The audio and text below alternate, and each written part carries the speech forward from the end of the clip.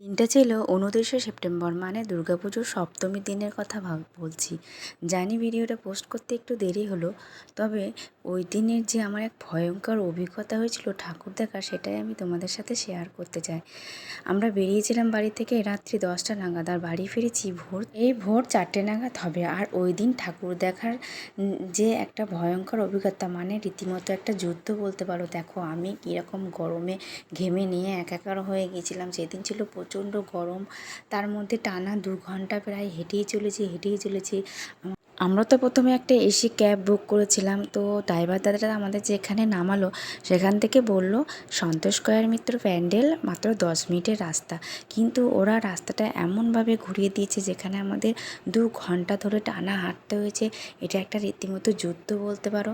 তো সন্তোষ স্কয়ার মিত্র প্যান্ডেল দেখার আগে আমরা কলেজ স্কয়ারের মাঠে ঢুকেছিলাম। এটা হচ্ছে কলেজ স্কয়ারের ঠাকুর, দেখে নাও তোমরা। এই এতখানি রাস্তা হাঁটার পর আমার পায়ের তো অবস্থা খুবই খারাপ, প্রচণ্ড ব্যথা করছিল। মাঝখানে কিছুক্ষণ বসেও পড়েছিলাম, তবে অবশেষে আমরা পৌঁছে গেছি আমাদের গন্তব্যস্থলে।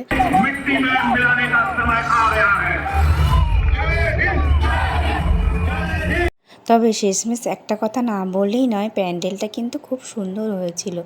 মানে দেশভক্তির যে একটা প্যান্ডেল, এই প্যান্ডেল দেখে আমার সব পা ব্যথা উধাও হয়ে গিয়েছিল।